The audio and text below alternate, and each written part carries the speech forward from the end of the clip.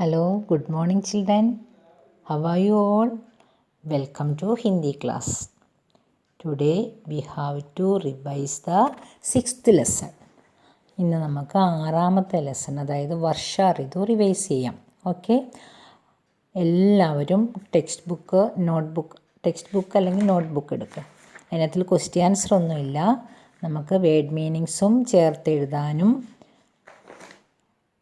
മാത്രമേ ഉള്ളൂ. പിന്നെ ഋതുക്കളുടെ പേരുകൾ ചൂസ് ചെയ്ത് എഴുതാനായിട്ടുണ്ട്. ഒന്ന് നോക്കാം. Okay, first word meanings miss പറഞ്ഞു തരാം, പഠിച്ചോണം.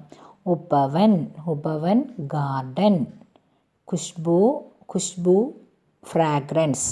ഗുഡ് സ്മെല്ലെന്ന് എഴുതിയാലും മതി. നിങ്ങൾക്ക് സ്പെല്ലിങ് ബുദ്ധിമുട്ടാണെങ്കിൽ ഗുഡിൻ്റെ സ്പെല്ലിങ് അറിയാം, സ്മെല്ലിൻ്റെ സ്പെല്ലിങ്ങും അറിയാം, അപ്പോൾ അത് എഴുതിയാൽ മതി. ഖുഷ്ബു ഫ്രാഗ്രൻസ് ഓർ ഗുഡ് സ്മെൽ. സാവൻ മൺസൂൺ ഒരു സീസണിൻ്റെ പേരാണ്. മഴക്കാലമില്ലേ, അതിനാണ് സാവൻ എന്ന് പറയുന്നത്, മൺസൂൺ. മാട്ടി സോയിൽ. മാട്ടി means soil. Another Hindi word മിട്ടി. മാട്ടി സോയിൽ. ഹലധർ ഫാർമർ. ഖേത്ത് ഫാം. ഖേത്ത് മീൻസ് ഫാം യാ ഫീൽഡ് ഓൾസോ കറക്റ്റ്. ഖേത്ത് ഫാം. രംഗ് കളർ. രംഗ് മീൻസ് കളർ. ബാന്ധ് ഡാം. നദി റിവർ. കാഗസ്, ജയുടെ അടിയിൽ ഡോട്ട് വരുമ്പോൾ സ എന്ന ഉച്ചാരണം വരണം, ഇസഡിൻ്റെ ഉച്ചാരണമാണ് വരുന്നത്. കാഗസ് പേപ്പർ. നാവ് ബോട്ട്. ബെച്ചെ ചിൽഡ്രൻ. ബെച്ച എന്ന് പറയുമ്പോൾ ചൈൽഡാണ്. ബെച്ചെ എന്ന് പറയുമ്പോൾ പ്ലൂറലായി ചിൽഡ്രൻ. മുസ്കാൻ സ്മൈൽ. മുസ്കാൻ മീൻസ് സ്മൈൽ. പഹച്ചാൻ ഐഡൻറ്റിറ്റി. ഒന്നും കൂടി വേർഡ് മീനിങ്സ് വായിക്കാം. ഉപവൻ ഗാർഡൻ. ഖുഷ്ബു ഫ്രാഗ്രൻസ് ഓർ ഗുഡ് സ്മെൽ. സാവൻ മൺസൂൺ. മാട്ടി സോയിൽ. ഹലധർ ഫാർമർ. ഖേത്ത് ഫാം. രംഗ് കളർ. ബാന്ധ് ഡാം. നദി റിവർ. കാഗസ് പേപ്പർ. നാവ് ബോട്ട്. ബെച്ചെ ചിൽഡ്രൻ. മുസ്കാൻ സ്മൈൽ. പഹച്ചാൻ ഐഡൻറ്റിറ്റി. നെക്സ്റ്റ് പഠിയേ ഓർ സമझिए, റീഡ് ആൻഡ് അണ്ടർസ്റ്റാൻഡ്. ടെക്സ്റ്റ് ബുക്കിൽ പേജ് നമ്പർ 35 ആണ് എക്സർസൈസ്. +ഷ. നോക്കിക്കേ കുട്ടികളെ, രാ എന്ന് പറയുന്ന അക്ഷരത്തിന് ശേഷമാണ് വ്യഞ്ജനാക്ഷരം വരുന്നതെങ്കിൽ ആ വ്യഞ്ജനാക്ഷരത്തിൻ്റെ മുകളിലായിട്ട് ഒരു കൊളുത്ത് പോലെ ഒരു ചിഹ്നം കൊടുത്തു കഴിയുമ്പോൾ അത് ഇറിൻ്റെ ചിഹ്നമാണത്. ഇർഷ്. വർഷ. എക്സാമ്പിൾ ഇവിടെ തന്നിട്ടുണ്ട്, വർഷ. രാ പ്ലസ് ഷായാണ് ഷ വരുന്നത്. രാ പ്ലസ് യാ വരുമ്പോൾ അതും എഴുതുന്നതും യായുടെ മേളിൽ ആ കൊളുത്ത് പോലെയുള്ള ചിഹ്നം, അതിന് എന്നുള്ള ചിഹ്നമാണത്.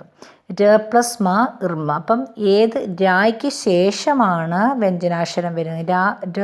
ര പ്ലസ് അനന്തര വ്യഞ്ജനാക്ഷരം വന്നു കഴിഞ്ഞാൽ ആ വ്യഞ്ജനാക്ഷരത്തിൻ്റെ മുകളിലായിട്ട് ഇറിൻ്റെ ചിഹ്നം കൊടുക്കുക. ഇനിയും മറ്റ് വ്യഞ്ജനാക്ഷരങ്ങൾക്ക് ശേഷമാണ് രാ വരുന്നതെങ്കിൽ, അതായത് ഇവിടെ നോക്കി മ പ്ലസ് രാ വരുമ്പോൾ മ്ര എന്ന് വായിക്കും. മ പ്ലസ് രാ മ്ര, നമ്ര. ക പ്ലസ് രാ ക്ര. ഗ പ്ലസ് രാ ഗ്രഹ്. കണ്ടോ? അതുപോലെ ട പ്ലസ് രാ ട്ര. ഈ ട ഡ ഈ അക്ഷരങ്ങളൊക്കെ അടി ഇങ്ങനെ വളഞ്ഞിരിക്കുന്ന അക്ഷരങ്ങൾക്കൊക്കെ ഒരു വി തിരിച്ചിട്ട പോലെ ഇട്ട് കൊടുക്കണം. ട് ട്ര ഡ്ര ട്ര. നിങ്ങൾക്ക് കണ്ടറിയാം. ട്രെയിൻ, ഡ്രം, രാഷ്ട്രം. ഓക്കെ, ഒന്നും കൂടെ പറയാം. ര പ്ലസ് ഷ ഇർഷ്. ര പ്ലസ് യ ര്യ. ര പ്ലസ് മ ഇർമ. മ പ്ലസ് രാ മ്ര. ക പ്ലസ് രാ ക്ര. ഗ പ്ലസ് രാ ഗ്ര. ട പ്ലസ് രാ ട്ര. ഡ പ്ലസ് രാ ഡ്ര. ട പ്ലസ് രാ ട്ര. ഈ ട്രായുടെയും ചിഹ്നം ഇട്ടിരിക്കുന്നത് കണ്ടോ? ഒരു വി പോലെ, ചെറിയൊരു വി അല്ലേ അക്ഷരത്തിന് താഴെയായിട്ട്.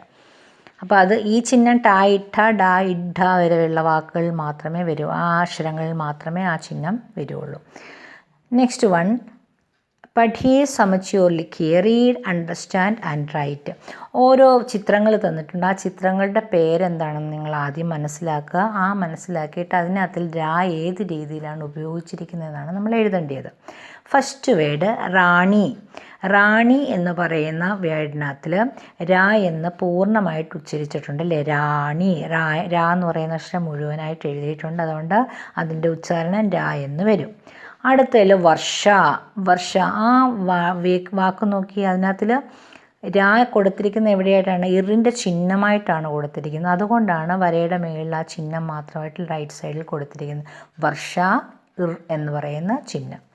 നമ്മൾ ചില്ലക്ഷരം ഇറില്ലേ മലയാളത്തിൽ, അതുപോലെ ആ ചില്ലക്ഷരം എഴുതുന്നത് എങ്ങനെയാണ്? ഇവിടെ വരയ്ക്ക് മുകളിലായിട്ടൊരു ചെറിയ കൊളുത്ത്. വർഷ ഇർ. Next one train. ട്രെയിൻ എന്ന് പറയുന്ന വാക്കിനകത്തിൽ റായുടെ ഉച്ചാരണം ഏത് രീതിയിലാണ് കൊടുത്തിരിക്കുന്നത്? ടായുടെ അടിയിൽ കൊടുത്തിരിക്കുന്ന ആ ചെറിയ വി അത് റൈറ്റ് സൈഡിൽ കൊടുത്തിട്ടുണ്ട്, നോക്കിക്കോ. അത് അതേ രീതിയിൽ എഴുതണം. അടുത്തത് ക്രോധ്. ക്രോധ് എന്ന് പറയുമ്പോൾ ക്ര ഏതാ? വരയിലെ സൈഡിലൂടെ ഒരു വരയാണ് അല്ലേ. ക്രോധ്, അതിൽ ആ ചിഹ്നം എങ്ങനെയാണ് കൊടുത്തിരിക്കുന്നത്? റൈറ്റ് സൈഡിൽ കൊടുത്തിട്ടുണ്ട്. Next one Rath. രാ. സർപ്പ് ഇർ. ഫ്രോക്ക് റാ എന്ന് പറയുന്ന അക്ഷരം എങ്ങനെയാണ് എഴുതിയിരിക്കുന്നത് നോക്കിയേ, ചിഹ്നം ഇട്ടിട്ടുണ്ട്. ചക്ര സെയിം ലെറ്റർ. അപ്പോൾ ഇത് നമ്മൾ കഴിഞ്ഞ ക്ലാസ്സിൽ ഇതൊന്ന് പറഞ്ഞതാണ്, ഒന്നും കൂടി മിസ് പറഞ്ഞു എന്നേ ഉള്ളൂ. അടുത്തത് സമാന അർത്ഥവാലെ ശബ്ദ ചുൻകർ ലിഖിയെ. Page number 36 right the synonyms of the following words. ഉപവൻ. ഉപവൻ ബഗീച്ച. ഉപവൻ ബഗീച്ച. ഖുഷ്ബു സുഗന്ധ്. നാവ്. എന്താ നാവ്? ഉപവൻ മീൻസ് ഗാർഡൻ ആണ്. അതിൻ്റെ അനദർ ഹിന്ദി വേർഡാണ് ബഗീച്ച. ബഗീച്ച, ഉപവൻ ബഗീച്ച. നാവ്. നാവ് മീൻസ് ബോട്ടാണ്. ബോട്ടിൻ്റെ അനദർ ഹിന്ദി വേർഡാണ് നൗക. നാവ് നൗക. ഖുഷ്ബു സുഗന്ധ്. ഖുഷ്ബു means good smell, fragrance. Another Hindi word സുഗന്ധ്. നമ്മൾ മലയാളത്തിലും പറയാറില്ലേ സുഗന്ധം? സുഗന്ധം. ഖുഷ്ബു സുഗന്ധ്. ബാരിഷ് വർഷ. ബാരിഷ് വർഷ. ബാരിഷ് മീൻസ് റെയിൻ ആണ് അനദർ ഹിന്ദി വേർഡ് വർഷ. നെക്സ്റ്റ് വൺ മാട്ടി. മാട്ടി means soil. Another Hindi word മിട്ടി. മിട്ടി എഴുതിയിരിക്കുന്നത് നോക്കിയേ, എഴുതി ലെഫ്റ്റിലൂടെ ഈയുടെ ചിഹ്നം കൊടുത്തു. ഒരു ട എഴുതി ഹൽ ചിഹ്നം കൊടുത്ത് അടുത്ത ട ഇട്ട എന്ന് എഴുതാനായിട്ട് മിട്ടി. നദി സരിത. നദി സരിത. इरु की मात्रा लगाकर नए शब्द बनाइए. Make new words using the sign of ഇറു. Make new words using the sign. ഇറുവിൻ്റെ ചിഹ്നം കൊടുക്കുക. നപ്പ് നൃപ്പ്. ഇറുവിൻ്റെ ചിഹ്നം കൊടുത്തു.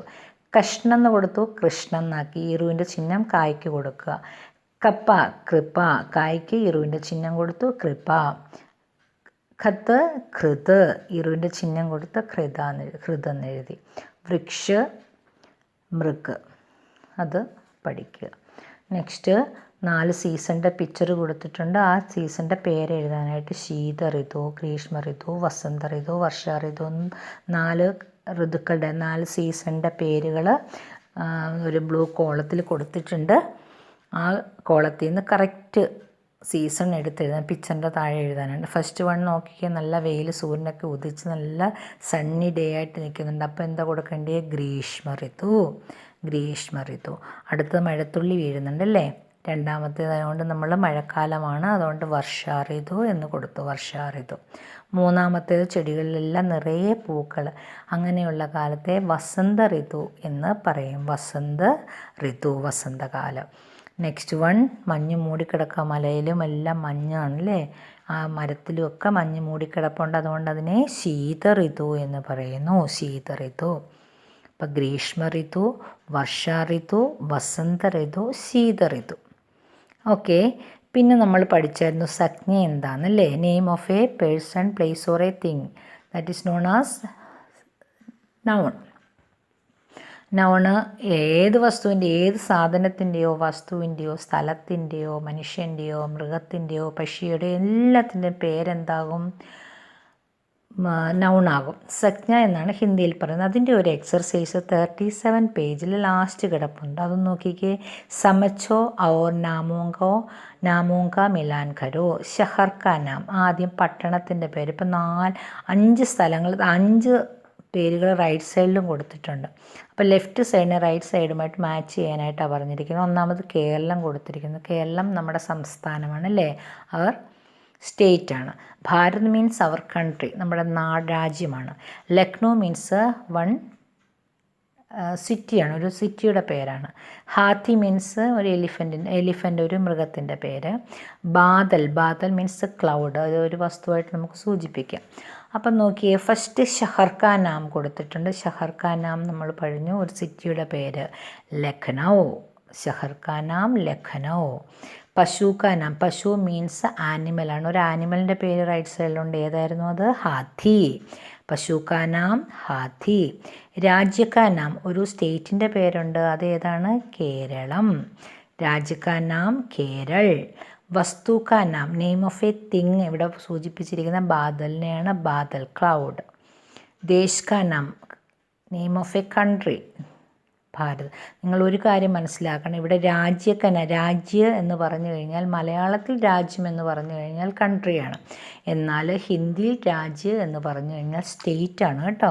ഹിന്ദിയിൽ ദേശമാണ് കൺട്രി, രാജ്യം മീൻസ് സ്റ്റേറ്റ് ആണ്. Okay, don't forget that. അപ്പോൾ ഇത്രയുമാണ് ഇന്ന് റിവൈസ് ചെയ്യിപ്പിക്കുന്നത്. ഇതിൻ്റെ TP മിസ് അടുത്ത ദിവസം ഇടാം, ഡേറ്റ് ഞാൻ ഗ്രൂപ്പിലിട്ടേക്കാം. ഓക്കെ, എല്ലാവരും എഴുതി പഠിക്കണം കേട്ടോ. സ്പെല്ലിംഗ് മിസ്റ്റേക്ക് ഉണ്ടാക്കാതെ എഴുതി പഠിക്കണം. എന്തെങ്കിലും സംശയം ഉണ്ടെങ്കിൽ മിസ്സിനെ വിളിച്ച് ചോദിക്കുകയും വേണം. Okay, thank you children.